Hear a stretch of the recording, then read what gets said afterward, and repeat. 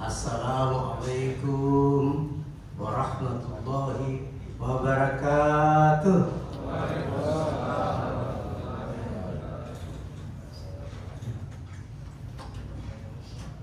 Rabbi shrah li sadri wa yassir li amri wahlul 'uqdatam min lisani yafqahu. Alhamdulillah wa syukurillah, alhamdulillah wa syukurillah. Kita sudah memasuki bulan Ramadan yang kedua bagi yang kemarin puasa dan hari pertama bagi hari ini memulai.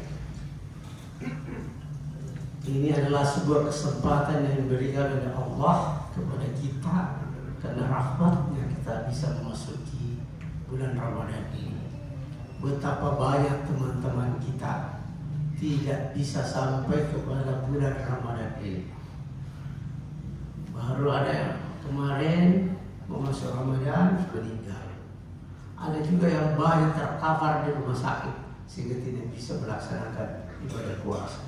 Kita alhamdulillah dengan rahmat Allah kita bisa berjumpa di masjid yang sangat bagus ini.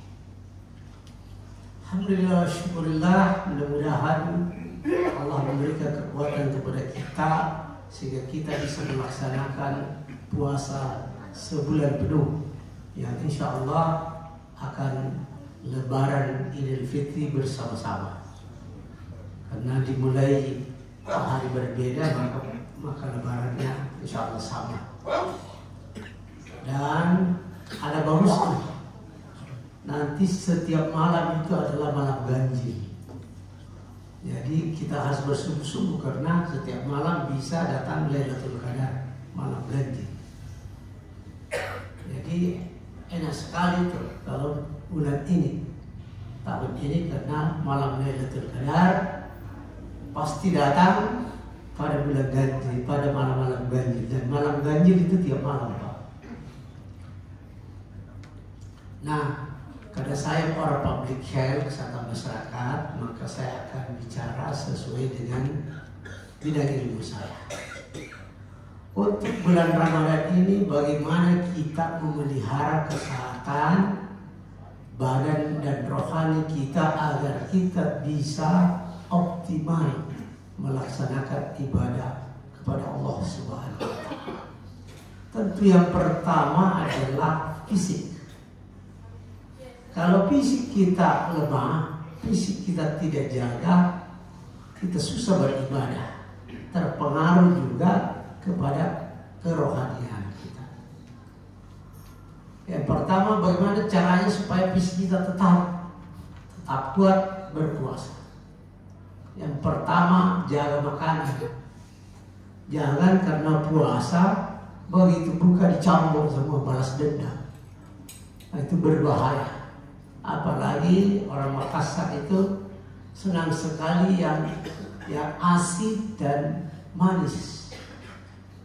Seperti kita ketahui, asin itu, garam itu kalau kita makan langsung dalam waktu berapa saat saja kita punya tekanan darah bisa naik. Jadi kalau sudah hipertensi baru makan makanan yang asin, itu bisa pecah pembuluh darah di bagian belakang sini. Kalau pecah pembuluh darah di otak belakang, maka konsekuensinya adalah hemiplegia. Artinya badan kita, separuh badan itu bisa menjadi lumpuh. Kalau kena di otak sebelah kanan, maka yang lumpuh otak sebelah badan sebelah kiri. Kalau otak sebelah kiri yang kena, maka yang lumpuh sebelah kanan. Biasanya kalau orang right handed, artinya yang tangan kanan kerja, biasanya lebih cenderung kena tangan kanan, atau left handed lebih cenderung tangan kiri. Nah, jadi jaga makanan. Kemudian yang kedua, manis-manis. Jangan selalu manis-manis terus. Nabi menyuruh kita makan kurma. Supaya apa? Jangan terlalu banyak makan manis. Karena salah satu kota yang tertinggi kencing manisnya atau diabetes mellitusnya itu adalah di Indonesia, ini adalah kota Makassar. Banyak sekali di rumah sakit, banyak sekali pasien termasuk pasien saya itu diabetes mellitus tipe 2. Kenapa? Karena itu pola makan kita adalah suka manis-manis dan kurang olahraga. Ini olahraga ini juga menjadi penting. Cuma persoalannya kalau bulan Ramadan nggak bisa istirahat dulu olahraga. Olahraganya ganti dengan salat tengah malam. Meskipun sebenarnya di luar bulan Ramadan kita sudah harus selalu salat tengah malam. Kenapa salat tengah malam? Nah ini bukan menyombongkan diri ya. Bapak saya itu almarhum 12 anaknya Pak, semua sarjana. Hanya satu yang tidak master, baru 7 doktor, baru 3 profesor. Ini bukan sombong. Karena bapak saya tanya, kenapa bisa begitu? Padahal saya mantan orang miskin. Bapak saya mantan orang miskin. Karena saya ingat, bapak saya tidak pernah tidak sholat tengah malam. Nanti sakit keras, baru tidak sholat tengah malam. Itu kuncinya Pak. Kalau bapak mau anak-anaknya semua itu sukses, insya Allah sholat tengah malam. Dan jangan kasih makan uang haram. Lihatlah bapak-bapak itu, kita punya pejabat-pejabat yang suka kasih makan anaknya uang haram. Itu tidak ada yang jadi itu Pak. Ada yang jadi.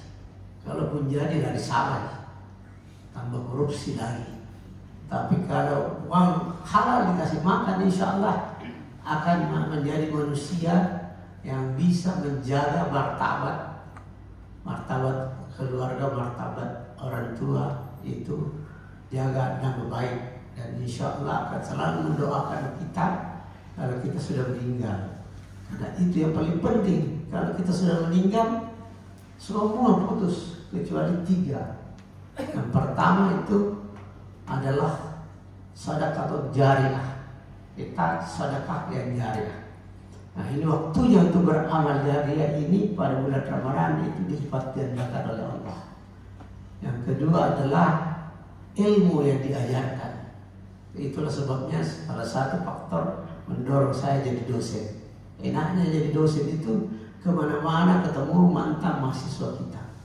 Saya keliling Indonesia waktu masih jadi asesor, tiba-tiba datang ada yang angkat telepon, itu dulu kau siapa? Dia bilang, Prof, saya ini mantan mahasiswa atau oke.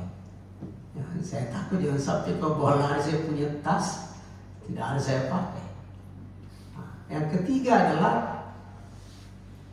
anak. Pertama tadi anak saleh yang selalu mendoakan, ilmu sedekah yang jariah, dan yang ketiga adalah ilmu yang diajarkan oleh Allah yang kita ajarkan kepada anak-anak kita, sehingga itu selama masih dipakai itu ilmu, kita juga dapat dia punya amal jariahnya. Dan yang terakhir, ketiga adalah ini Pak, banyak di Makassar ini pesantren. Kalau Bapak Ibu menginvestasikan uangnya untuk anak-anak didik kita, maka selama anak didik kita itu mengamalkan ilmunya, kita juga dapat. Karena itu mari kita bersedekah banyak pada pesantren. Saya sengaja, saya buat bukan mau menyombongkan diri Pak, saya punya pesantren ada di Jalan Tendian, itu khusus putri. Kenapa putri? Karena saya lihat terlalu banyak ini anggota DPR laki-laki, hampir semuanya koruptor. Jadi saya bilang saya tidak mau laki-laki, meskipun hafal Quran, kalau istrinya tidak beres, akhirnya juga keluarganya dia juga tidak beres. Tapi kalau istri itu baik, tunggu dulu, Bapak, Ayah, dari mana ini? Jangan kau kasih makan saya orang haram, maka insya Allah selamat itu rumah tangga. Ya, tapi kalau tidak, dia bilang, masa tetangga kita, kau punya jabatan lebih tinggi dari tetangga kita sudah punya beli mobil, kau mesti naik motor. Akhirnya menjadi suami bisa jadi korupsi. Oke, yang berikut kita menjaga kesehatan adalah tadi makan makanan yang seimbang, jangan yang banyak garam, jangan yang banyak gula. Yang berikut adalah minum air yang cukup, itu 2,5 liter Pak. Jadi caranya kalau buka puasa sudah bisa sebelum makan bisa dua gelas, itu sudah 0,5 liter.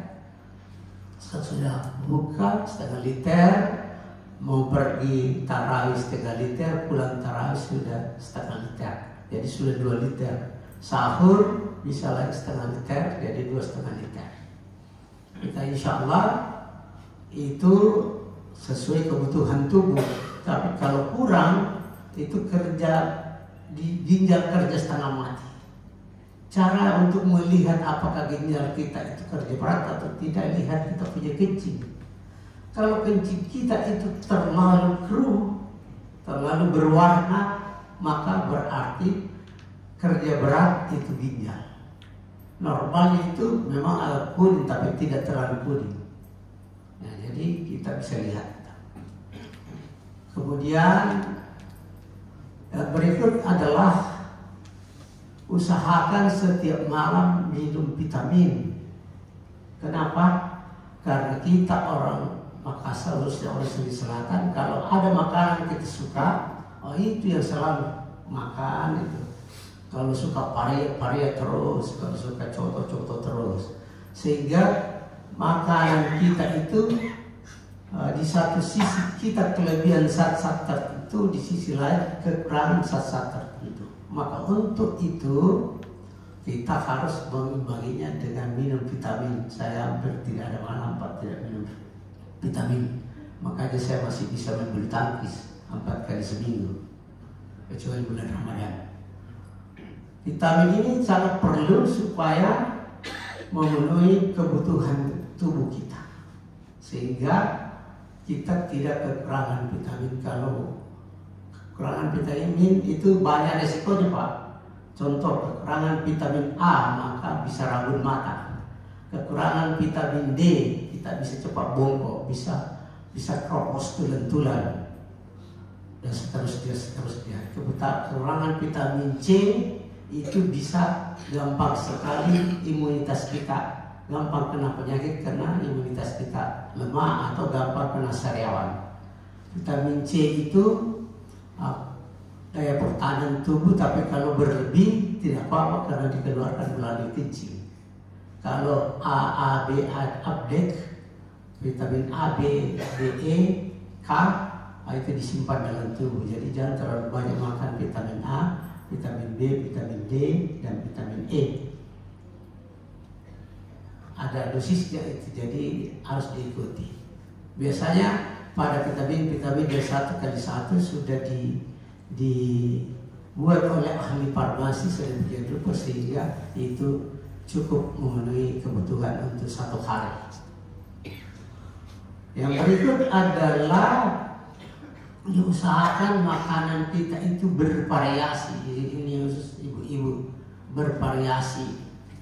Jadi jangan tiap malam itu terus, ikan terus, daging terus, akan bervariasi lah. Karena variasi ini itu juga menyebabkan variasi vitamin. Kalau dulu saya masih jadi konsultan, itu banyak bule teman saya. Saat saya panggil itu teman saya pergi makan gado-gado. Senang sekali dia makan gado-gado. 4 hari kemudian saya panggil lagi. Siapa lagi? David, let's go to have gado-gado. Dia bilang, no Ali. Why? Dia bilang, I have it 4 days ago. Saya sudah makan itu 4 hari yang lalu. Kalau tidak suka. Tapi saya sudah makan 4 hari yang lalu. Kalau kita tiap hari. Apalagi kalau ambil barang barang anugerah, gratis. Di muka rumah saya itu coto. Kalau mau ikuti nafsu itu tiap hari makan coto, tapi saya nanti makan coto tahan diri. Nanti kalau ada teman-teman datang baru saya turut makan coto. Kenapa? Karena untuk menjaga keseimbangan makanan dalam tubuh kita. Yang berikut adalah kalau sudah sehat tubuh, maka kita harus bulan Ramadan ini menjaga kerohanian kita. Coba lihat Pak, adakah pernahkah Bapak mengingat ada kiai yang pikun? Kiai Girapi Aliapi itu 90 tahun lebih tidak pikun. Ya, dia Bodale tidak pikun, Pak Baja tidak pikun, Rapi Yunus Baratan, semua tidak ada yang Sanisi Bacok, coba 90 tahun kalau tidak salah itu tidak ada yang pikun. Tapi kita banyaknya pasien baru 70 sudah pikun. Kenapa? Karena sel-sel otaknya jarang terganti. Caranya itu supaya sel-sel otak, pergantian otak itu tetap bisa bagus adalah menghafal Al-Quran, baca Al-Quran, hafal, misalkan hafal meskipun satu ayat satu kali, insya Allah tidak akan pikun. Saya pergi dulu, saya masih ingat kayak di Modalnya pernah saya kena TIAS, Tradition Ischemic Attack, itu otak. Kalau otak itu kena itu langsung hilang sebagian memori. Jadi susah merekor. Saya datang, sengaja datang pada tunggu orang pada pulang hari Jumat, baru saya datang. Pak Kiai, saya ini ada penyakit apa? Saya susah merekor memori. Dia bilang, baca ini anak. Alhamdulillah saya baca itu kembali memori saya 80-90%. Jadi ini penting juga ini, Al-Quran selalu dibaca, sangat penting, apalagi menjadi pedoman hidup kita. Jangan sekedar baca, meskipun kemarin Profesor Nasruddin Umar mengatakan, ada yang bertanya yang mana yang bagus, kita membaca Al-Quran atau mentadaburi. Nah, kalau Prof. Nasruddin Umar dia bilang lebih baca, karena pahalanya berlipat-lipat ganda. Karena nanti kalau kau tadaburi lambat sekali. Ada kiai yang lain ngajar saya tanya, dia bilang baca juga, tadaburi juga. Kenapa? Karena kalau kita baca saja hafal Quran tidak mengerti artinya, hilang itu, begitu lupa, tidak ada bekas. Tapi kalau kita mentadaburi, kita tahu artinya, biar itu dilupa, begitu orang baca kita ingat. Seperti saya kalau baca Al-Baqarah orang, saya tidak hafal, tapi saya mengerti artinya. Kenapa? Karena saya belajar itu sekejap. Ada program online sekejap. Kalau ada Bapak yang mau ikut, itu sekejap. Kita online setiap hari Sabtu sekali seminggu. Insya Allah dengan hanya menghafal 199 kata, itu kita sudah bisa mewakili 70-80% vocabulary-nya Al-Quran. Hanya disuruh kayak membaca, kayak menyanyi. Bi dengan langsung dengan bi dengan lidah dengan bagi, wa dengan atas lakukan, fi di dalam mindari, ila kepada kami sebelum ia apa mereka antar kamu antum kalian, anak aku, nah kamu, dan seterusnya. Itu hanya 199 itu salah huruf dibaca, kata dibaca, dihafal, dan bisa kita memahami makna-maknanya. Karena di Al-Quran itu yang sambung-sambungnya itu kalau kita tidak mengerti susah.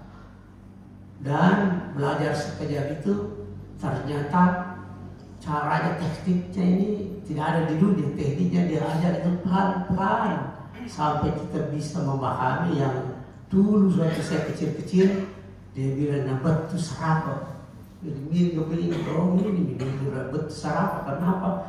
Karena ternyata perubahan kata bahasa Arab itu sampai satu kata bisa berubah sampai 99 kali. Ya, bahasa Indonesia tidak cuma berapa saya. Kalau hafal makan terus dipakai. Kalau tidak, kalau bahasa Arab lain hari ini, lain satu orang, lain dua orang, lain perempuan, lain dan seterusnya. Oke, itu bahasa yang tersusah menurut saya di dunia ini adalah bahasa Arab. Tapi bagi orang Arab itu bahasa yang tergampang karena dia bahasa sehari-harinya. Anak-anak kita alhamdulillah di Dewan Dakwah ini kita kemarin sudah launching untuk anak-anak kita diajar